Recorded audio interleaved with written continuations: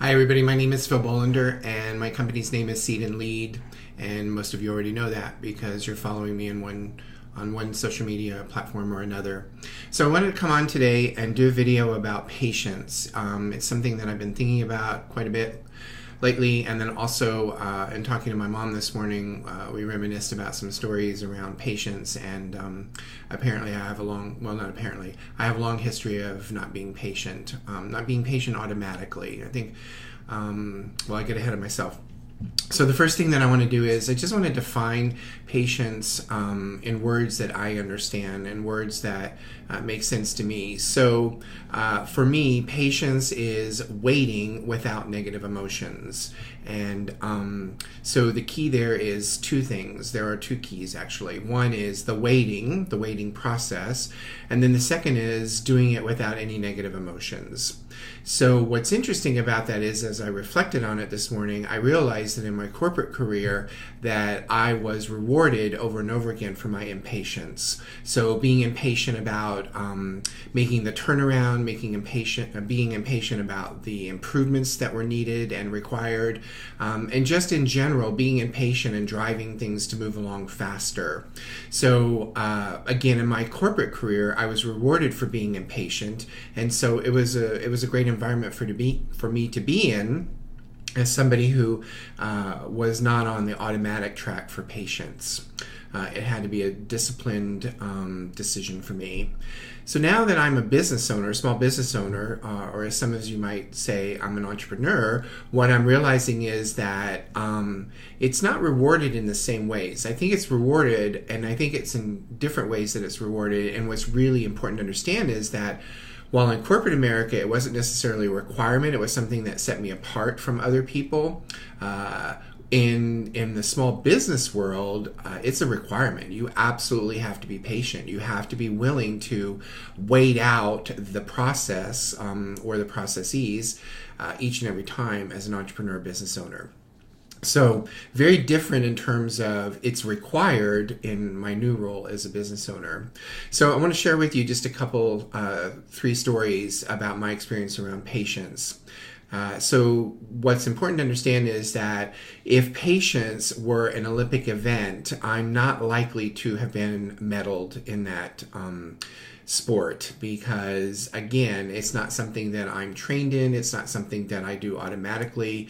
Quite frankly, I don't think there's muscle memory around it. So it is something that requires me to be present, and it requires me to be very, very mindful of what's going on when I'm involved in something that requires me to wait.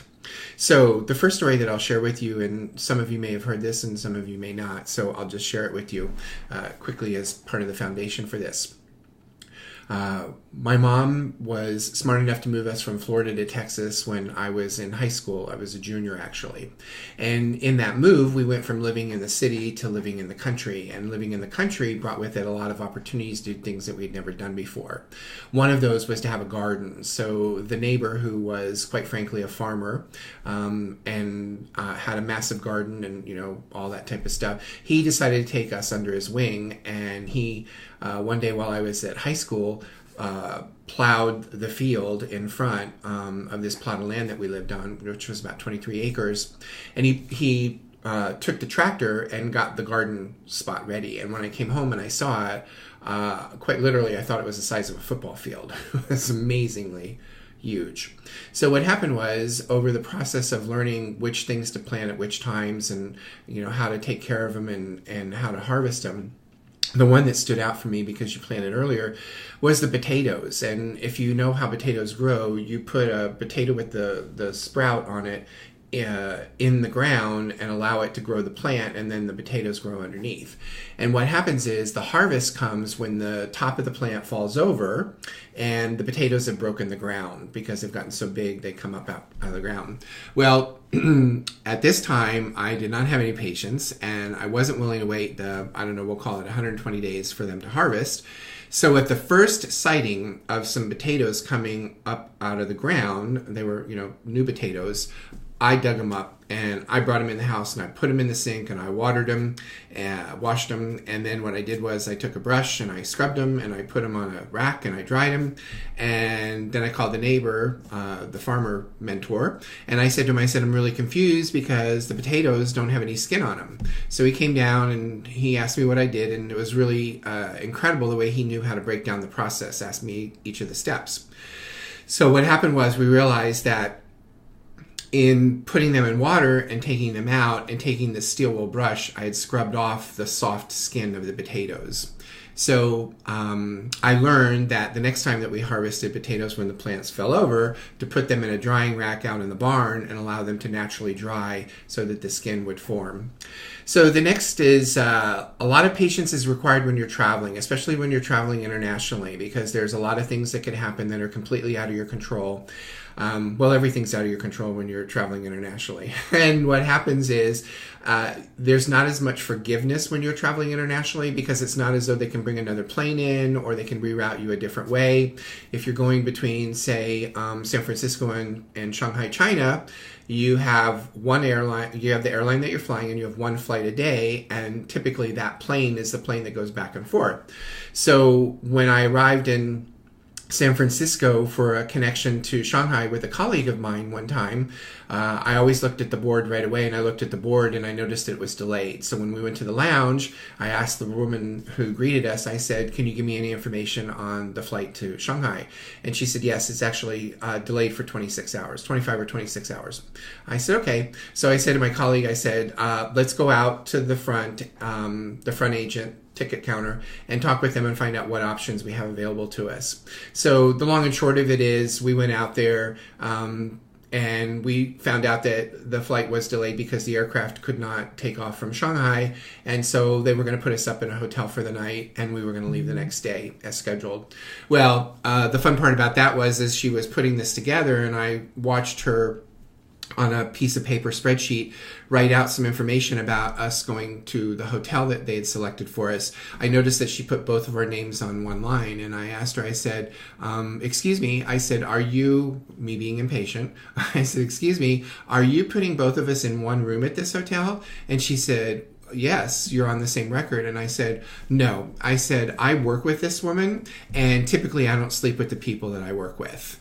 And she said, oh, I'm sorry, I just assumed. And I said, well, I would appreciate it if you would give us each our own rooms. And of course, my colleague and I just got a big chuckle out of it, because why would you ever assume that because the records were together? So anyway, that's a whole different story about customer service. So then the last one is when you talk about waiting without negative emotions, one of the biggest challenges that I've ever had in my life is the waiting around medical procedures, waiting for results and that type of stuff. So I've had more than my fair share of waiting on medical results to come. And what I will tell you is that it is a really, really challenging situation to be in when a loved one is going through a medical procedure and you're waiting to find out what's going on. So what's interesting about that is that I found it easier to be patient with others who were the patients than it was for me. So that just gives you a little sense of how I have been around patients and how I want to continue to be better in my way of handling situations that could evoke the need to wait with positive emotions. So you might ask yourself, well, why is patience important? Why would I want to pay attention to patience? Well, first and foremost is that you will achieve your goals. You are more likely to achieve your goals when you are patient. When you are patient and methodical and allow the process to unfold, you will achieve your goals. And I have proof of that over 35 years in my career and also in my personal life.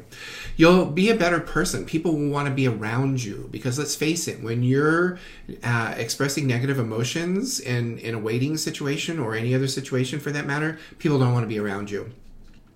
And then third and foremost is your health. Your health will be better when you are able to process the waiting without negative emotions, when you're able to be patient with what's going on for you. Now, the flip side of that is what are the consequences or the concerns around not being patient or being impatient? And the first, of course, is stress. The stress levels go really, really high, and then you bring with that a whole set of dynamics and symptoms and all of that type of stuff. So, and at the very least, least, or very most, if you will, for shock value, we know that stress kills. So there is a root cause there. If you'll be patient, then you'll have less stress, and then you're more likely to live, well, who knows? However, you can at least make up the story that you can live a longer life. The next is that your health issues are negatively impacted when you're impatient. The one that comes to mind for me every time is blood pressure. Your blood pressure goes much higher when you're in a stressful situation around being impatient. And then this thing about relationships. When you become the person who constantly reacts to things in a negative way and you don't have the patience to wait for things to come to fruition, people are less likely to be around you. So be aware of the fact that you could very well lose relationships, friendships, as a result of being this person who's impatient and expresses negative emotions when they're waiting. So why might you do this? What's in it for you around patience? Well, first is accept what is, accept the way things are and allow them to be the way they are and understand that you don't have any control over them. I couldn't control the flight. I couldn't control the plane. I couldn't control the doctors and the time in which they were going to complete the procedure. And I certainly couldn't control nature and have those potatoes be ready for harvest any sooner than they were. So I often think to myself, patience is being able to stand in front of a bloom on a rose bush and allow it to open up at its own time rather than standing over it and screaming, bloom, bloom, I'm ready for you to bloom. So anyway, that gives you a little insight into that. And then be a role model. What's really interesting about this is that, as I traveled and spent all the time in the airports and watched people are more likely to become impatient and become outraged and rude and disrespectful. And we see this on these viral videos that we spend more time watching people act inappropriately than we do appropriately. And so be a role model. Be the person who, when you encounter a situation that's going to require you to wait, be patient. Show people what patience looks like. I think people are waiting for people to show it to them. The next is, let's change the narrative. What's really important about this is, as I mentioned earlier, we spend all this time making videos viral about people acting inappropriately. How about if we were to celebrate the people that are patient, the people who, during their waiting process, they actually demonstrate the positive emotions. They demonstrate understanding and caring and respect.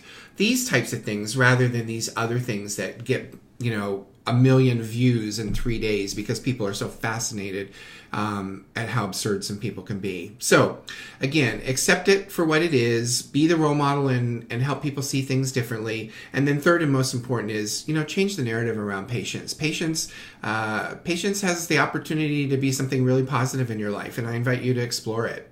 So I hope that this was beneficial to you. I hope it was useful to you. I hope that you felt your time was invested with a return by spending a few minutes with me and listening to me talk about patience.